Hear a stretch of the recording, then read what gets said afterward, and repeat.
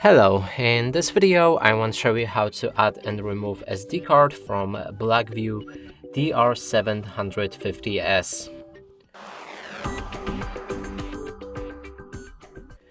And to do this, we'll need to look right here on our camera.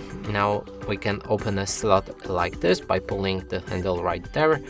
Now inside you should find SD card slot. Take your SD card and adjust it just as it's shown on the icon. Stick it in and then use your fingernail or something thin to put it in. You'll hear the click sound and that means it's locked inside.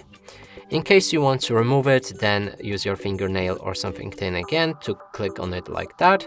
Then let go and the slot should release your card.